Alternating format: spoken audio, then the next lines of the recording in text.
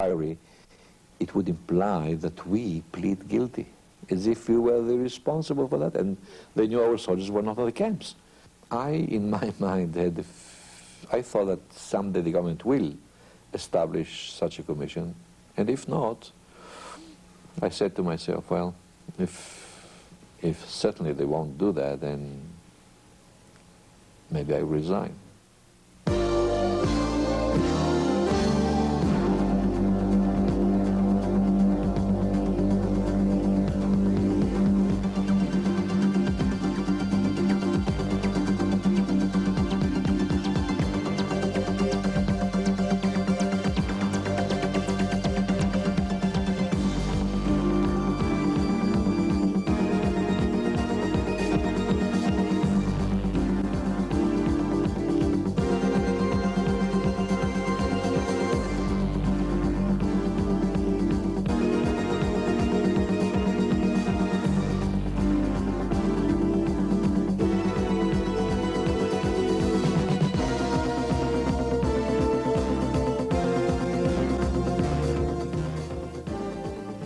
Behind me is the most important city in the world, Jerusalem.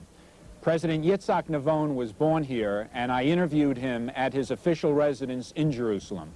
Navon is a Sephardic Jew, his parents having come from Turkey and Morocco. Ordinarily, the post of president in the State of Israel is viewed as ceremonial, but the president serves a very important symbolic function in terms of unifying the people. Navon has had a political background in that he served in the Knesset for many years, and when David Ben-Gurion was prime minister for so many years, Navon actually ran his office. After the massacre in Lebanon in September of 1982, something very unusual occurred in terms of the relationship between president and prime minister, when Navon summoned Begin to his office and demanded an explanation of the massacre. Actually, he had no legal power to force Begin to do anything, but Navon told us exclusively that if Begin had not agreed to call for a commission of inquiry, Navon would have resigned. Navon had a very interesting answer to a question I put to him, which American Jews constantly debate. I asked President Navon whether a New York Jew who loves the State of Israel, who writes a check religiously every single year to the United Jewish Appeal, and who comes to Israel once or twice a year, but who has absolutely no intention of making Israel his permanent home, can such a Jew living in New York or Miami or Boston or Chicago be truly regarded as a Zionist?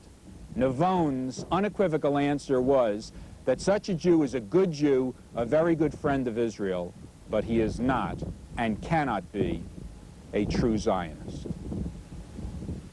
Shortly after this interview, Navon announced he would not seek another term as president. In March 1983, former General and UN Ambassador Chaim Herzog was elected by the Knesset as Navon's successor. President Navon is a very popular figure in Israel and will continue to be an important voice on the Israeli political stage. Mr. President, Israel has a parliamentary system and the United States has a presidential system. Many Americans are very, very confused as to the structural and political relationship between the President of Israel, the position you occupy, and the Prime Minister of Israel. Could you delineate the basic responsibilities of those two positions? Yes, the presidency in Israel is built more on the pattern of some countries in Western Europe, such as West Germany, Italy, you may say England, the Queen, which is what they call here a more symbolic rather than executive. I'm not in an executive position. That's the main difference. In America, they are both the hands of the president. He combines both the president of Israel and the prime minister. Here you divide, and the executive is the prime minister. Although you are the head of state. Yes, I'm the head of state, but it was envisaged more on the pattern of Western Europe, of some countries of Western Europe.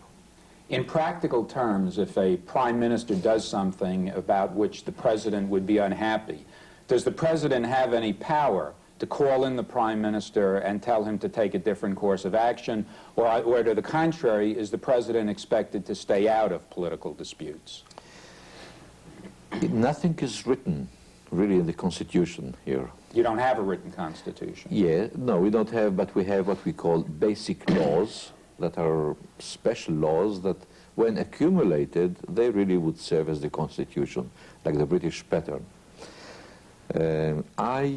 It is accepted that the president here would not express aloud his own opinions about any topic about which there is controversy in this country. He is supposed to unite the people. He is supposed to express the consensus that exists in the country. Try to find out the common denominators. And as you well know, this country is this people of Israel is composed of people who came from 102 countries, speaking 81 languages. And my function, as I see it, is try to give a feeling of belonging to each community, to every wave of immigrants, and to do that, on the one hand, yes, emphasize the common denominators. On the other hand, to emphasize the peculiar, the specific contribution of each community towards Jewish thinking and the building up of this country. A unifying symbol, I would say. Well, after elections, the president calls the different political parties for consultations, and he would pick up the man who will be the prime minister. I've talked to many Israelis who regard the Reagan plan as almost a stab in the back to Israel, in that Israel gave up so much to accomplish the Camp David peace accords, giving back the Sinai with all the settlements, all the military bases, all the oil. And now President Reagan and former President Carter and his former Secretary of State Vance say that the Reagan plan, which calls for self-government of the Palestinians in association with Jordan and no more settlements on the West Bank, is consistent with Camp David, whereas all the Israelis I've talked to say it's absolutely inconsistent with Camp David. What is the feeling that you get from the people of Israel toward the Reagan plan? Well, there are two main schools of thought, and they were very clearly expressed in a debate in our parliament just, when was that? It's the end of September, I think, where one, which is in the opposition, thought that the Reagan plan was a fair basis, a starting point for negotiations. Although they had some reservations about different articles there, but still, taken as a whole, they thought it was a basis for negotiations. That's the labor alignment. Right. That's the labor, or the alignment, as they call it. It's a block of two labor parties. And so they expressed their thoughts in Parliament, while the official policy of the government, the coalition, was to reject it because they thought it would not serve as a basis, because they saw any deviation from the Camp David plan, and they saw dangers to the security of Israel. For example, in talking to former Prime Minister Yitzchak Rabin, his position on the West Bank is, when I asked him about the possibility of dismantling settlements, he said no. He would never approve of Israeli settlements in Judea or Samaria being dismantled. Yes. But he would agree to those Jewish settlers living under Arab sovereignty. Whereas the people I've spoken to from Begin's bloc, Likud, are 1,000% opposed to 1 inch, 1% of Arab sovereignty on Judea and Samaria. Right, this is the main, it's not only the settlements, it's the concept. If you would like to have, there is not a controversy as to the, if they are legal or not. For example, you would hear, I think President Carter once said settlements are illegal. I don't think anybody will accept that in Israel, that to settle in that part, which is part of your ancient homeland, is illegal. Well, some Likud ministers who I've interviewed already on this trip make it just 1,000% clear that after doing what they did with respect to the Sinai and making that incredible concession, that they are not prepared to give up 1 inch of the West Bank, Judea, Samaria, or Gaza. But yet, the American position seems to be to apply more and more and more pressure on Israel. Now, you would think with Menachem Begin as prime minister that the American administration would simply understand that as long as Likud is in office, they are not going to make concessions. And you would assume with... Or as long as the Americans stick to that plan. Stick to the Reagan plan? Yes, I mean, I'm sure they must have taken into account that that plan will not be consistent with the Likud position. I mean, there were those positive points that they saw in the Reagan plan, but there were other points that made it impossible for them to accept. Are Israelis encouraged or discouraged by the American role in Lebanon in terms of the negotiations, where the American emphasis simply seems to be on withdrawal rather than on guaranteeing Israel the kind of security which was obviously the main thrust of why they went in the first place? What we had in mind was that we should have not only military arrangements and security arrangements and the withdrawal of forces that we all agree. There are points that are common to all of us. Let's say the government of Israel, the United States, and the Lebanese government. All three governments want the withdrawal of all forces. Israel wants that too. We want our boys back. Was there a consensus in Israel in terms of going into Lebanon in the first place, knowing that Israeli lives would be lost, to rid southern Lebanon of the PLO? And also, was there a consensus to go as far as Beirut and continue on, or was that a divided kind of thing? You see, what happened, the debate in Israel did not start when the war broke out. It was on the contrary. The war broke out while there was a debate in Israel already about that.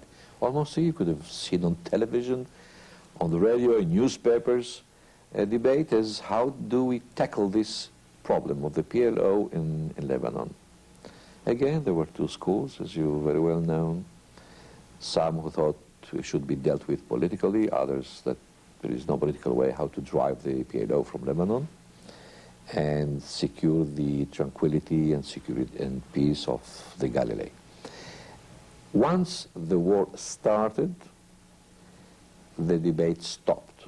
American hardliners say that once Israel was going to go into Beirut, the terrible mistake of Defense Minister Sharon and Prime Minister Begin was allowing the American television cameras in, because the beating that Israel took, you knew that in the American media Israel was going to be knocked and devastated night after night after night. Schools, orphanages, hospitals, every anti-Israeli thing they could find, they found. So although Israel would have been criticized terribly, obviously, for not permitting TV camera in the media, they could not have been harmed more. And they gave us an example, the Falklands. When that war was going on, all you saw on American television was a little inset of a head of some correspondent basically giving you a verbal report of what was going on in the Falklands, and it seemed like a very, very antiseptic war. Was that feasible? Was that possible to do that? Go into Beirut and simply keep foreign journalists out? First of all, they were stationed there before we entered Beirut. They were there. They could have been kicked out, though. You had an army. I want to see... They don't have guns. You could get them out. I want to see the articles and the television that would say Israel kicked us out. God knows what atrocities they are perpetrating there. No, the problem of television is the following. Arafat boasted that he withstood Israeli assault for 79 days, 80 days almost, while 3 Arab countries couldn't stand the Israeli assault 6 days. In 1967, Israel routed Egypt, Jordan, and Syria in 6 days. And here we will stand that assault. You say withstand or stand? Withstand. Withstand. This is what, thank you, 80 days.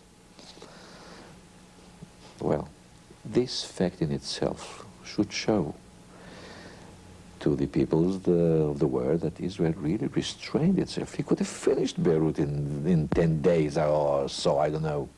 But it was because of restraint and self-control and consideration for the civilian losses that would entail. You go in, you smash, you destroy anything, and then you occupy it. You can do it and finish it off. And after all, it wasn't with planes, and it was you could do that. But then the civilian losses would have been, the civilian casualties would have been a terrible toll. But this you can't see on television. Can you film restraint? Can you film self-control? Can you film considerations for the human, for civilians? You can't. Doesn't it strike you as being both naive and hypocritical for governments to talk about, when they speak of the Lebanese situation, to talk about after the Israeli troops leave and the Syrian troops leave and the PLO troops leave, a stable Lebanese government? I mean, who is kidding who? For 8 years, the PLO was the government of Lebanon, and Syria was the government over another part of Lebanon. Today, with Israel, Syria, and the PLO there, not only do you have Christians fighting Muslims, you have pro-Syrian Muslims killing pro-PLO Muslims, you know, the same religion. So the reality is, once all these troops pull out, the civil war in Lebanon is certainly going to continue in one form or another unless an Israeli military presence remains or some military presence remains. I don't think it is the object of the government of Israel or any political party to have a permanent military presence in Lebanon. That's not the policy. What we want is to pull out our forces there, not to be the policeman of Lebanon itself, not to direct things in Lebanon. Our interest is that there will be no other foreign elements there, such as the Syrians and the PLO, and to secure the southern part of Lebanon from which attacks or terrorist attacks can be developed against Israel, to secure the northern border of Israel. At the time of the massacre in September of '82, in terms of the American media, it discussed your role in a fairly unique sense, in that you took a public position on my personal... Yes, your personal role as president, which is obviously, as we've discussed, essentially a symbolic, ceremonial type job, where you publicly were critical and were quoted as summoning Prime Minister Begin in for an explanation. Now, were those unique circumstances that caused you to do that, or was that the kind of thing that happens occasionally? I judge the issues, and I have no other criteria to judge them but using my own conscience and mind. I saw in it a moral issue of the first rate. I'm not naive. I know that there were political controversies too here, but I really didn't look at it as a political issue. We were in the vicinity of Sabra and Shatila. It didn't occur to me at all that our soldiers would have anything to do directly with the perpetration of the crime, but we were there in the vicinity. We must find out. Could we have prevented it? When did we know about it? Any man who knew about the massacre, when did he know about it? What did he do with that information? He passed it over to somebody. What that gentleman did with that information? Could he have stopped it? Could he do something about it? And we must find out. We owe it to ourselves. We owe it our own, I say, heritage, to our concept, our values. And if there is anybody who is guilty of anything, let him pay for that. I discarded any political consideration, so I saw in it a moral issue of the first rate.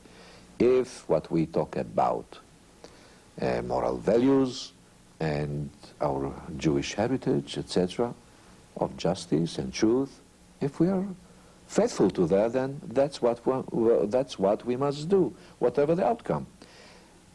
And it will clear the air, it will clear the atmosphere, Nothing serves better a cause than the truth, whatever it is. Right, but if Begin had said to you, Mr. President, if he had said, look, I respect what you've said, I understand what you're saying, but I do not, for political reasons, for whatever reasons, I'm not going to have an inquiry commission, and let's say there weren't the great demonstrations. And by the way, I think that when the history is written of that particular period, I think the thing that will stand out is not so much the massacre, because tragically in this world, massacres are all too common. But I think what will stand out is the fact that in the middle of a situation like that, some 400,000 Israelis demonstrated essentially against the government, demanding an inquiry. But if there was not that public response, and Begin simply said, no, I've heard you out, but I'm not calling for an inquiry commission, was there any legal way for you, or would you have gone public and made a public issue out of it to have pressured Begin for such a commission? I'll tell you what was in my mind then. I didn't say it. I wouldn't have said it aloud. I thought, I had a feeling that it was not on the part of the government any will for a cover-up. It was not covering up. It wasn't Watergate. I didn't think the government or Begin wanted to cover up anything. But they thought that if we establish such a commission of inquiry, it would imply that we plead guilty, as if we were the responsible for that, and they knew our soldiers were not in the camps. Our soldiers were not in the camps, so if we establish a commission of inquiry, it means that we plead guilty, that we committed that horrendous massacre. I didn't think so. And I thought, I don't think that it implies that we are guilty. If you establish such a commission of inquiry, it means that you want to find out the truth and the just and the proper things, how it happened. I don't think it would imply that we are guilty. So that was the way of looking at it. In my mind, I thought that someday the government will establish such a commission, and if not, I said to myself, well, if certainly they won't do that, then maybe I resign. You didn't make that decision definitely, though. But that would have been an option open to you. That was the thing that I thought, if ultimately such a commission will not be established, then that you probably would have resigned. I resigned. I didn't threaten with that because I don't think it's a way. I mean, I learned for once from Ben-Gurion, never threat. Never make threats. You want to resign, do it. If a poll were to be taken in the United States and Gentiles were to be asked, what is a Zionist? I think probably the most common answer would be a Jew who is committed to the state of Israel. Well, obviously, even within the framework of Israel itself, there are different philosophies of Zionism. Some Zionists are extremely religious, other Zionists are not religious at all. But in terms of the two big movements, I'd like for you to distinguish, let's say, between the Zionism of a Jabotinsky and a Begin, as opposed to the Zionism, let's say, of a Ben-Gurion and a Golda Meir, who obviously all of them are very, very much for the state of Israel. But what are the essential differences between the Begin wing and, let's say, the Ben-Gurion wing of Zionism? First, Zionism, according to my view, is that we, the Jews, will be able to forge our own destiny, in our own hands, by coming back to our ancient homeland. Then I'll relate to your question. You see, first of all, if you read the history of the Jewish people in the past 2,000 years, it's mostly what other nations have done to us, not what we did. Here was a good ruler, and he was a wicked one. This was a generous king who accepted us, and another one who expelled us. It's always what others did to us. The controversy was as how to apply Zionism de facto when you take into consideration the realities of the situation. While one school, the Jabotinsky one, was considered to be more, considered by Ben-Gurion as to be declaratory, drastic measures. The Ben-Gurion school, as they saw it, as he saw it, was to deal patiently, slowly, by stages, accept reality as it presents itself with all the limitations that it imposes. For example, if there is a suggestion that we'll partition Palestine, divide it, do you accept that or not? The Jabotinsky school said no, we won't accept that because our land is stretched from both sides of the Jordan and will not be satisfied with less. So let us oppose that and reject it and don't accept it. By military means? Well, there were not so many military means. No, not accept it, finish, not accept it. And if necessary, yes, organize ourselves to the extent that we can fight those designs, those projects. While the Ben-Gurion and his school thought that's what we can get. The need is so urgent to have here a home for the refugees, remnants of the concentration camps and other Jews that want to come. We must establish that state as soon as possible. So if we can't get the whole of Palestine, let's get part of it. That's one very basic example of controversy. In accordance with your concept and your definition of Zionism, can an American Jew living in New York or Boston or Miami or Chicago who feels very deeply about Israel and travels here once a year and who sends money, but who has absolutely no intention of living in Israel or having his children live in Israel, can such a Jew really consider himself to be a Zionist? Because I have heard Israelis say... Does. He has that right. He does. He does consider himself a Zionist. No, but do you? Do you consider him? I think he's a very good pro-Zionist. And this is one topic of controversy. When I spoke with the Zionist Congress, I said, you must find out what's the difference, really, between what they call a good Jew and a Zionist.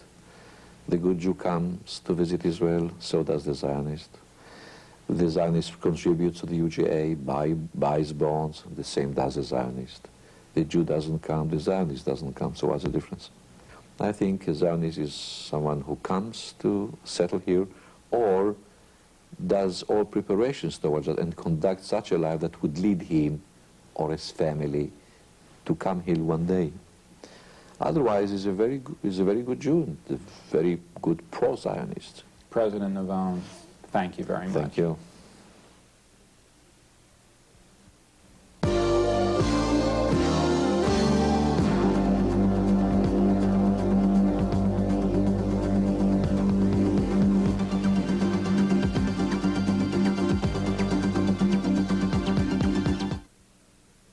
Israeli Diary is made possible by a grant from the law firm of Greenberg, Trarig, Askew, Hoffman, Lipoff, Quintel, and Wolf.